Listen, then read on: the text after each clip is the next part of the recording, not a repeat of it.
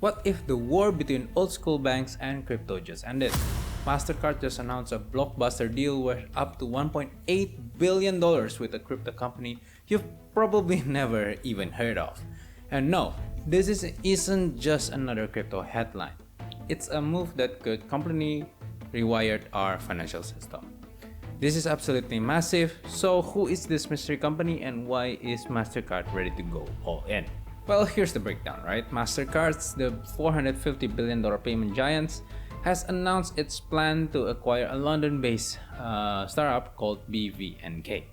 The price tag is a jaw-dropping figure of up to $1.8 billion, which includes about $300 million in performance-based payments.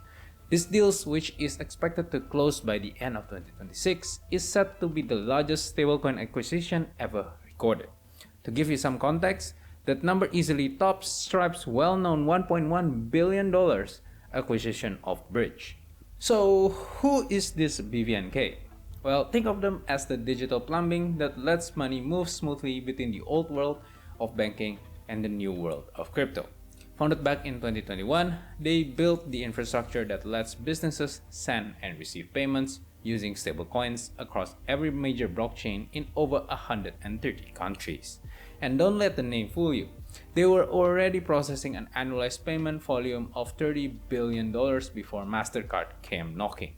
They are the engine making digital dollars work on a global scale. This brings us to the big question. Why on earth would Mastercard shell out nearly $2 billion for this? Is this a defense move or are they actually playing offense? Honestly, I think that it is both. On the defensive side, Mastercard can read the room. Cross-border payments are a huge part of their business, making up about 37% of their revenue. But let's be real, traditional systems using SWIFT is slow and expensive. It can take 3 to 5 days to settle and cost as much as 6% in fees. Stablecoins? Well, they settle in minutes for a tiny fraction of the cost, and they run 24/7. With stablecoin transaction projected to soar into the hundreds of billions, Mastercard simply can't afford to get left behind. But this is also a huge offensive play.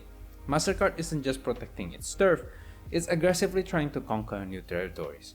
By buying BVNK, Mastercard isn't just partnering with a crypto firm, it's buying the core infrastructure itself and the man behind it. This lets them build a unified network where their cards, traditional bankings, and new on-chain stablecoin rails all play together nicely since, well, they all own them all, right? So John Lambert, Mastercard's chief product officer, summed it up, I think, perfectly, saying that adding on-chain rails to their network will bring speed and programmability to basically every kind of transaction. They're betting that soon, most financial institutions will offer digital currency services, and they want to be the ones selling them the best, most connected tools that do it. So what does this all mean for the future of this industry?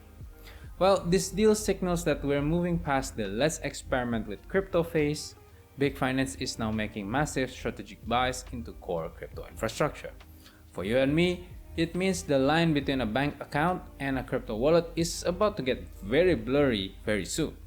This acquisition could finally bring things like instant international payments and more efficient treasury management for businesses into the mainstream.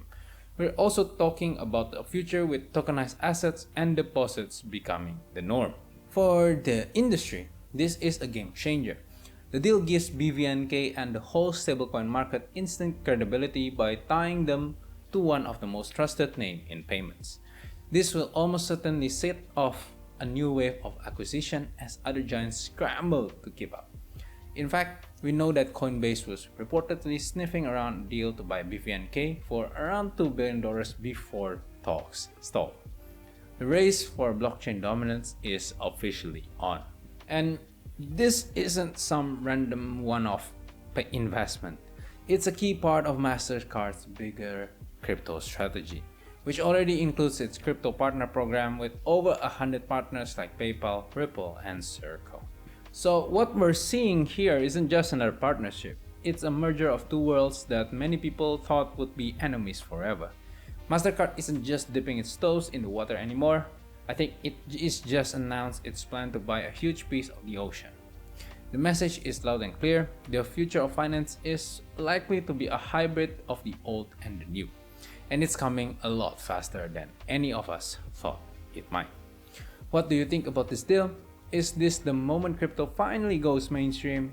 Drop your thoughts in the comments below, and if you want to stay ahead of how technology is changing the world of finance, make sure to subscribe for news like. Stay safe guys, stay curious, and I'll see you guys next time.